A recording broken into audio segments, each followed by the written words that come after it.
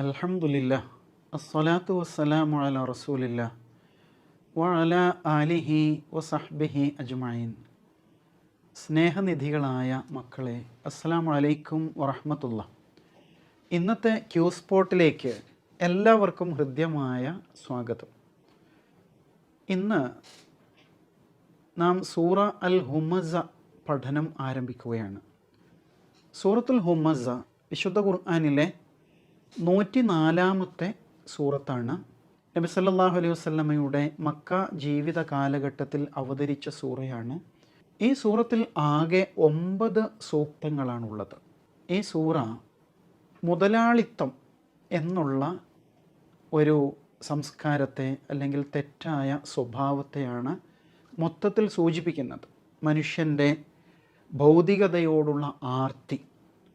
ഒരാൾ സാമ്പത്തികമായിട്ട് അഭിവൃദ്ധിപ്പെടുമ്പോൾ സമൂഹത്തോട് അയാൾ ചെയ്തുകൊണ്ടിരിക്കുന്ന തെറ്റുകൾ, അത് അയാളെ നാളെ പരലോകത്ത് നരകാഗ്നിയിൽ കൊണ്ടുചെന്നെത്തിക്കും എന്നുള്ള താക്കീത് ഒക്കെ ഈ സൂറയിൽ വരുന്നുണ്ട്.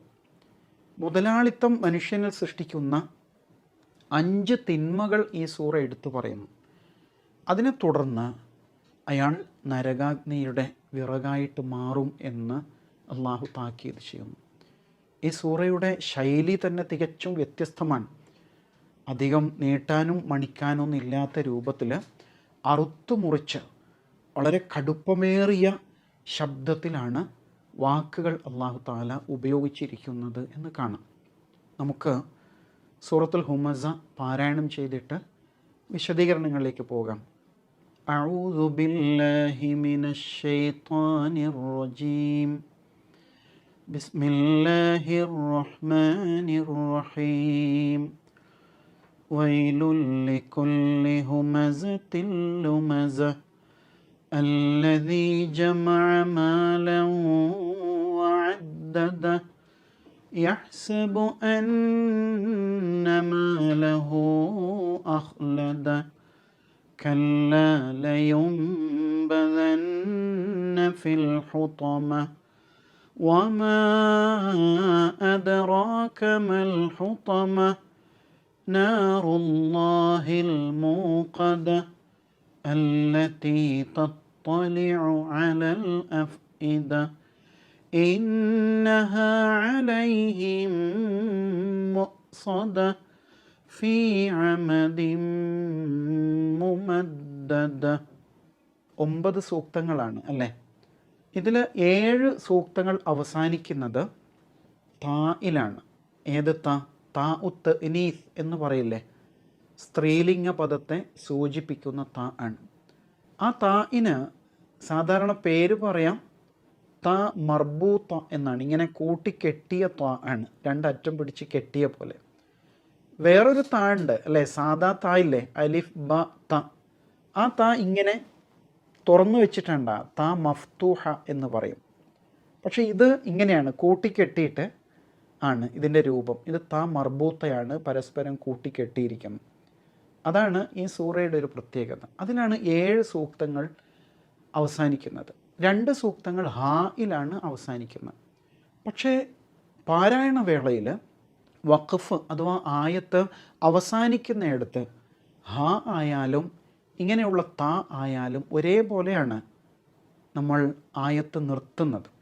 വൈലുൽ ലികുല്ലി ഹുമസത്തിൻ ലുമസ, ലുമസത്തിൻ എന്നാണ്. അല്ലദീ ജമഅ മാലൻ വഅദ്ദദ, അദ്ദദഹു എന്നാണ്. പക്ഷെ നിർത്തുമ്പോൾ അദ്ദദ. അവിടെയൊക്കെ ഹാ ഉണ്ട് എന്ന് ധ്വനിപ്പിച്ചാൽ മതി, പ്രകടിപ്പിക്കേണ്ടതില്ല. അദ്ദദ, ഹാ ഒന്ന് കനപ്പിച്ച് ധ്വനിപ്പിക്കുക മാത്രമാണ് അവിടെ ചെയ്യേണ്ടതുള്ളൂ. ഈ സൂറയിൽ പാരായണത്തിൽ ഏറ്റവും ശ്രദ്ധിക്കേണ്ടത് അക്ഷരങ്ങളുടെ ഉച്ചാരണ സ്ഫുടത തന്നെയാണ്.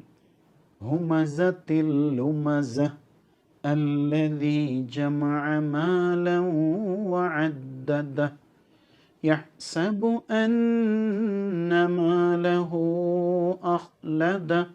മാലഹു അവിടെ കുറച്ചൊന്ന് നീട്ടേണ്ടതുണ്ട്.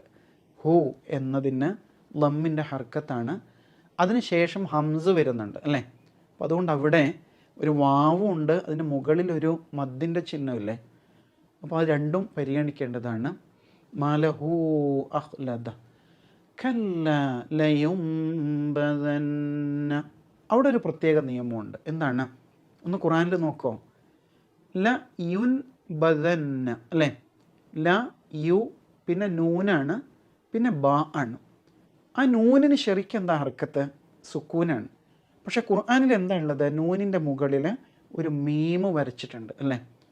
അപ്പോൾ എങ്ങനെ ഓതണം? ലയുംബദന്ന. നൂനിനെ മീമാക്കിയിട്ട് ഉച്ചരിക്കണം. അവിടെ ഒരു നിയമമുണ്ട്. സുക്കൂൻ ഉള്ള നൂന് അതിനുശേഷം ബാ വരുമ്പോൾ ആ നൂനിനെ മീമാക്കി മാറ്റി മറിച്ച് മണിച്ച് ഓതണം. അപ്പോൾ യുംബദന്ന അങ്ങനെയാണ് അവിടെ പാരായണം. അതിന് ഇഖ്ലാബ് എന്നാണ് ആ നിയമത്തിന് പറയാം. ലയുംബദന്ന ഫിൽ ഹുതമ വമാ അദ്റാക മൽ ഹുതമ നാറുല്ലാഹിൽ മൂഖദ അല്ലതി തത്തലിഉ അലൽ അഫ്ഇദ. രണ്ട് ഐന്. തത്തലിഉ അലൽ അഫ്ഇദ. നന്നായിട്ട് ശ്രദ്ധിക്കണം. ഇന്നഹ അലൈഹിം മുഖ്സദ ഫീ അമദിൻ മുമദ്ദദ. ശരിക്കും ഉണ്ടല്ലോ ഇങ്ങനെ ബോംബ് വീഴുന്ന മാതിരിയാണ്. അത്രയും ഗാംഭീര്യമുള്ള ശൈലിയിലാണ് അല്ലാഹു തആല ഈ സൂറ അവതരിപ്പിച്ചിരിക്കുന്നത്. അത് നന്നായി നമ്മൾ ഉൾക്കൊള്ളേണ്ടതുണ്ട്. ഈ സൂറയുടെ അടിസ്ഥാന സന്ദേശം എന്താണ്? ഖുർആൻ നിരന്തരം പറയുന്നൊരു വിഷയമുണ്ട്. ഈ പ്രപഞ്ചം അള്ളാഹുവിൻ്റേതാണ് അല്ലേ. ലഹുൽ മുൽക്ക് ലഹു മുൽക്കു സമാവാതി വൽ അർദ്. ആകാശഭൂമികളുടെ ഉടമാവകാശം ആർക്കാണ്? അള്ളാഹുവിനാണ്. അപ്പോൾ നമ്മൾ അതിൻ്റെ കൈവശാവകാശികളാണ്. ജീവിച്ചിരിക്കുന്ന കാലത്ത് നമ്മുടെ വീടും ആ 10 സെൻറ്റ് ഭൂമിയില്ലേ അത് നമ്മുടേതാണെന്ന് പറയാം. പിന്നെ ചിലർക്ക് അധികാരം കിട്ടും. പഞ്ചായത്തിൽ വാർഡ് മെമ്പറായിട്ട്, അതല്ലെങ്കിൽ പഞ്ചായത്ത് പ്രസിഡൻറ്റ്, പിന്നെ ജില്ലാ പ്രസിഡൻറ്റ്, അതല്ലെങ്കിൽ ഒരു സ്റ്റേറ്റിൻ്റെ മുഖ്യമന്ത്രി, രാജ്യത്തിൻ്റെ പ്രധാനമന്ത്രി, ഇങ്ങനെയൊക്കെയുള്ള പദവികൾ ചിലപ്പോൾ ചിലർക്ക് കിട്ടിയേക്കും. അതൊക്കെ താൽക്കാലികമാണ്.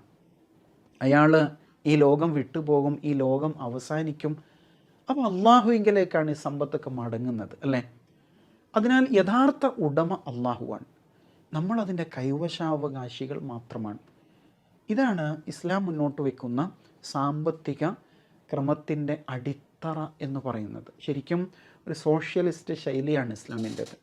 അള്ളാഹു നൽകിയ വിഭവങ്ങൾ വികസിപ്പിക്കുക, വർദ്ധിപ്പിക്കുക, നല്ല വഴിയിൽ, എന്നിട്ടത് മനുഷ്യരുമായിട്ട് പങ്കുവെക്കുക, അത് മുഖേന നാളെ സ്വർഗം നേടിയെടുക്കുക എന്നതാണ് ഇസ്ലാമിൻ്റെ സാമ്പത്തിക വീക്ഷണം. ഇവിടെ അള്ളാഹു സുബ്ഹാനഹു വ തആല പറയുന്നത് മുതലാളിത്ത മനോഭാവമുള്ള ആൾക്കാരെക്കുറിച്ചാണ്. എന്താ മുതലാളിത്തം എന്ന് പറഞ്ഞാൽ? ക്യാപിറ്റലിസം എന്ന് പറയില്ലേ. കയ്യൂക്കുള്ളവൻ കാര്യക്കാരൻ എന്ന് പറയാറില്ലേ. എനിക്ക് കയ്യൂക്കുണ്ട്, എൻ്റെ കയ്യിൽ സമ്പത്തുണ്ട്, അതുകൊണ്ട് ഞാൻ വിചാരിച്ച പോലെ കാര്യം നടത്തും. മറ്റുള്ളവരെന്താകും, അവർക്ക് പ്രയാസം ഉണ്ടാകുമോ, ഇതൊന്നും എൻ്റെ വിഷയമല്ല.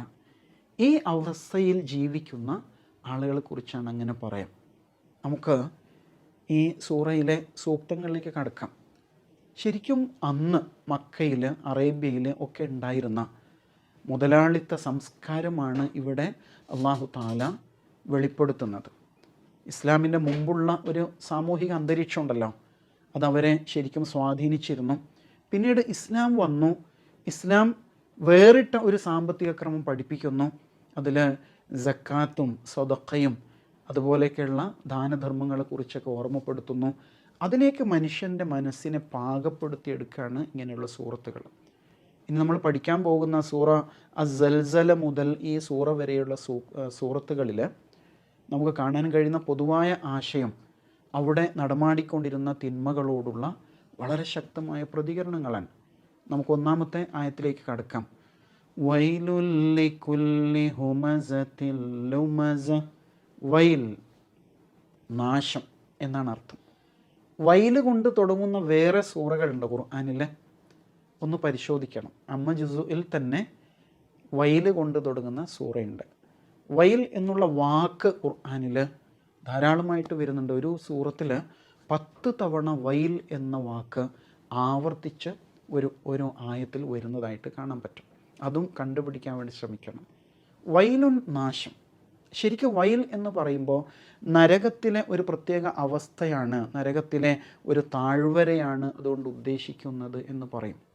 ഇവിടെ ശക്തമായൊരു താക്കീതാണ്. ഇവർക്ക് നരകശിക്ഷയുണ്ട് എന്ന് പറഞ്ഞ തുടക്കം തന്നെ. വൈലുൻ ആർക്കാണ്? ലി ക്ക് ന. നേരത്തെ ലി ഈലാഫി ഖുറൈശിൽ ലി പഠിച്ചില്ലേ എന്ന പോലെ. കുല്ല് എല്ലാം. വൈലുല്ലി കുല്ല് എല്ലാവർക്കും നാശം. എങ്ങനെയുള്ളവർ? ഹുമസത്തിൽ ലുമസ. ഹുമസ പരിഹാസകൻ, ലുമസ പരദൂഷകൻ എന്നാണ് സാധാരണ നമ്മൾ അർത്ഥം പറയാറുള്ളത് അല്ലേ? ഹുമസത്തിൽ ലുമസ. അപ്പോൾ എല്ലാ പരിഹാസകർക്കും പരദൂഷകർക്കും നാശം എന്നാണ്. ഈ ഹുമസയും ലുമസയും തിരിച്ചും മറിച്ചും പറയും. പരദൂഷണത്തിനും പരിഹാസത്തിനും തിരിച്ചും മറിച്ചും പ്രയോഗിക്കാറുണ്ട് സാധാരണ. ഇവിടെ ഇത് രണ്ടും ചേർന്ന് വന്നപ്പോൾ ഖുർആനി വ്യാഖ്യാതാക്കൾ അതൊന്നുകൂടി വെളിപ്പെടുത്തുന്നത് കാണാം. ഹുമസ എന്ന് പറഞ്ഞാൽ മുഖത്ത് നോക്കിയിട്ട് പരിഹസിക്കാം.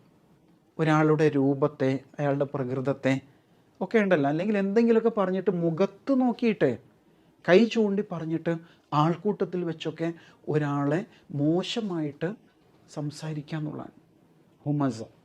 ലുമസ എന്നത് പരദൂഷണം എന്ന് പറയില്ലേ, അയാളുടെ അസാന്നിധ്യത്തിൽ കുത്തുവാക്ക് പറയാം, അയാൾ മറ്റുള്ളവർക്ക് മുമ്പിൽ കൊച്ചാക്കി മാറ്റാം. ചിലപ്പോൾ നമ്മുടെ ഫ്രണ്ട്സിലൊക്കെ ഉണ്ടാവും അങ്ങനെയുള്ള ആൾക്കാർ അല്ലേ? ക്ലാസ്സിൽ എപ്പോഴും ഇങ്ങനെ മറ്റുള്ളവരെ കുറ്റപ്പെടുത്തിക്കൊണ്ട് കളിയാക്കിക്കൊണ്ടിരിക്കുന്ന അവസ്ഥ. അതുപോലെ നിക്ക് നെയിം പറയാം. ഒരാൾക്ക് അയാളുടെ ശരിയായ പേരില്ല, അതല്ലാത്ത എന്തെങ്കിലുമൊക്കെ പേര് വിളിച്ചിട്ട് ആൾക്കൂട്ടത്തിൽ വെച്ചൊക്കെ അയാളെ ഒന്ന് ഇൻസൾട്ട് ചെയ്യാൻ ശ്രമിക്കാം. ആ രീതിയൊക്കെ അതിൽപ്പെടും. വളരെ ശ്രദ്ധിക്കേണ്ടതാണ്. നമ്മൾ മനുഷ്യരെന്ന് പറഞ്ഞാൽ സ്വയം തന്നെ നമ്മൾ പരസ്പരം ആദരിക്കണം. ഞാൻ എന്നെ തന്നെ ആദരിക്കേണ്ടതുണ്ട്. എന്താണെന്നറിയോ? എന്നെ അള്ളാഹുവാണ് സൃഷ്ടിച്ചത്. അള്ളാഹു എന്നെ ആദരിച്ചിരിക്കുന്നു എന്ന് ഖുർആനിലുണ്ട്. മലക്കുകൾ നമ്മുടെ ആദി പിതാവായ ആദം അലൈഹി ഇസ്ലാമിൻ്റെ മുമ്പിൽ സുജൂദ് ചെയ്തില്ലേ? അങ്ങനെയുള്ള മനുഷ്യരാണ്. അതുകൊണ്ട് ഞാൻ എന്നെ ആദരിക്കണം. ഞാൻ തെറ്റ് ചെയ്യാതിരിക്കുമ്പോൾ, നല്ലത് ചെയ്യുമ്പോൾ എന്നെ തന്നെ ആദരിക്കലാണ് അല്ലേ? അതേപോലെ എൻ്റെ കൂടെ ജീവിക്കുന്ന എൻ്റെ ക്ലാസ്സിലുള്ള സഹപാഠികളായ ആൾക്കാരെയൊക്കെയും ആദരിക്കണം എന്നുള്ളതാണ്. അപ്പം അതിനാൽ ഒരിക്കലും നമ്മൾ മറ്റുള്ളവരെ കുറ്റപ്പെടുത്തി പരിഹസിച്ച് കളിയാക്കിക്കൊണ്ടുള്ള രീതി സ്വീകരിക്കരുത്.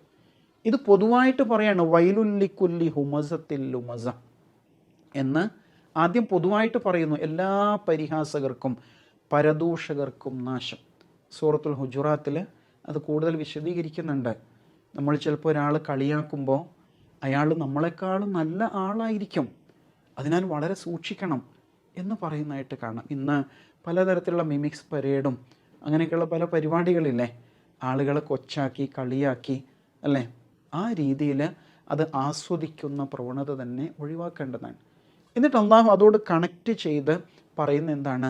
അല്ലതി, അവരുണ്ടല്ലോ ഇങ്ങനെയുള്ള ആൾക്കാർ, ജമഅ ഒരുമിച്ച് കൂട്ടുന്നു, മാലൻ സമ്പത്ത്, വഅദ്ദദഹു അദ്ദദ എണ്ണിക്കണക്കാക്കി എന്നാണ്. അല്ലതി ജമഅ ഒരുമിച്ച് കൂട്ടുന്നവനായ, മാലൻ സമ്പത്തിനെ. മാല് നേരത്തെ നമ്മൾ പഠിച്ചതല്ലേ സൂറത്തുൽ മസദിൽ, മാ അഗ്ന അൻഹു മാലുഹു എന്ന് പഠിച്ചിരുന്നു.